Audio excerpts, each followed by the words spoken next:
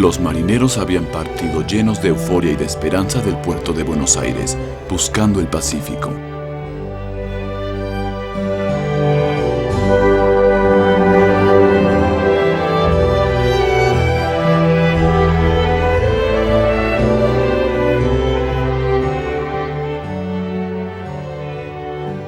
Para poder llegar hasta ahí, había que bordear la tierra en busca de la brecha del Cabo de Hornos, que les permitiera girar hacia la derecha rumbo al Mar Grande. Confiados, se orientó el velero, proa al sur, aunque su meta fuera el oeste. Pero el cambio de rumbo no se hizo.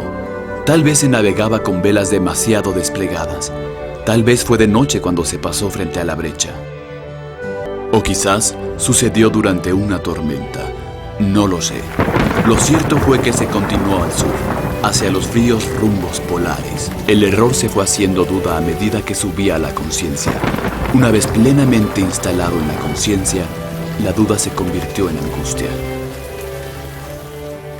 El pobre velero y sus tripulantes se encontraron rodeados por los témpanos, por el frío, las tormentas y un sol que cada vez se alejaba más del horizonte. Entonces fue cuando se tuvo conciencia de haber equivocado el rumbo, de estar marchando hacia la nada, hacia el vacío del frío y de la muerte.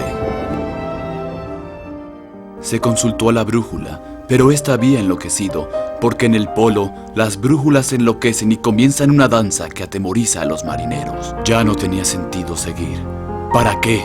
Si cada esfuerzo hacia adelante era un paso hacia la nada, fría y de muerte, que los empujaba aún más hacia los hielos, la oscuridad y la tormenta. Se quiso encontrar la dirección a través de las estrellas, pero éstas revoloteaban en círculo alrededor de un polo cósmico, invisible, lo mismo que las aves alrededor del mástil del velero.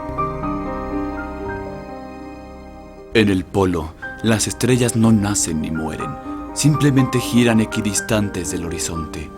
Ahí, cerca del polo, poner proa hacia una estrella hubiera sido simplemente girar sobre sí mismo. Entonces, nada había en el barco, ni en el cielo, que fuera capaz de devolver el rumbo. El hecho de no saber dónde se estaba quitaba todo sentido a lo que se temía. Los grandes puntos de referencia eran todos ambiguos, como el mismo movimiento.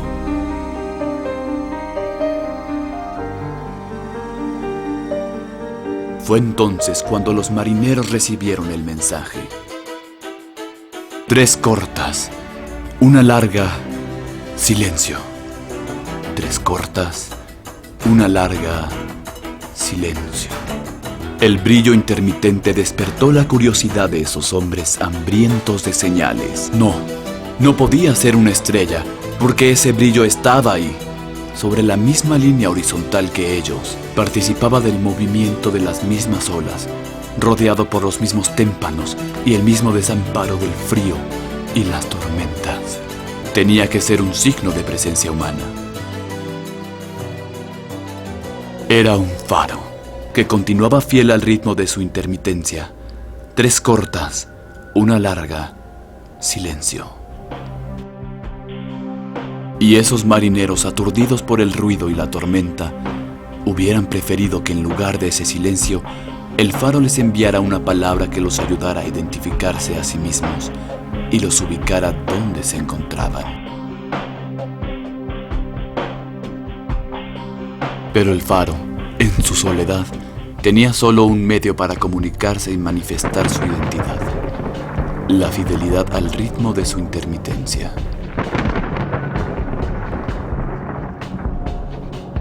Así continuó lanzando sobre la tormenta, las olas y los témpanos su mensaje de luz en el silencio de la noche. ¿Desembarcar en el faro? Era imposible. En esas latitudes los faros anidan en arrecifes.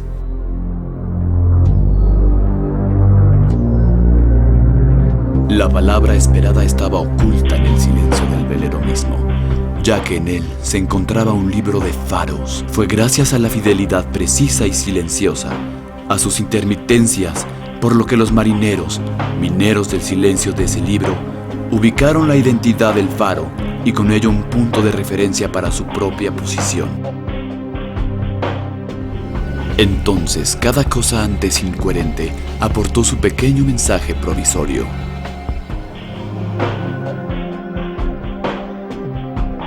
La posición del sol en el horizonte, la hora del reloj, la danza de la brújula y hasta las mismas estrellas podían ahora ser interpretadas, y supieron que estaban dirigiéndose hacia el polo.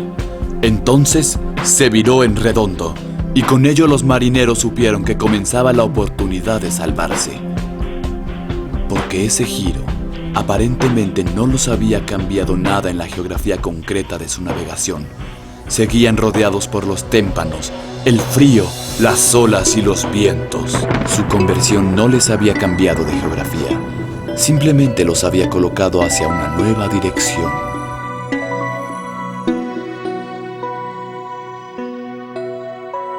Antes, seguir era avanzar hacia la muerte, hacia el frío del polo y de la nada.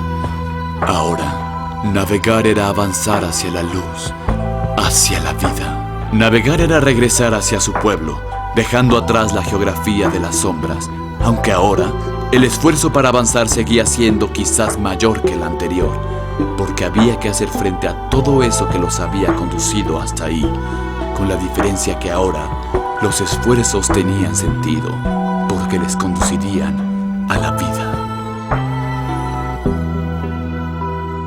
Entre los navegantes, lo que desanima no es el tener que hacer esfuerzos, sino el que esos esfuerzos sean gestos vacíos de sentido.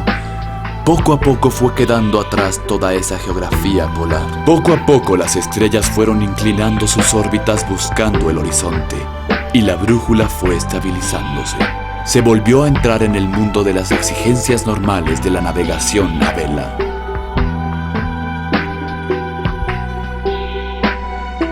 Se siguió navegando con fidelidad a esa ruta, proa hacia esa meta donde muere el sol.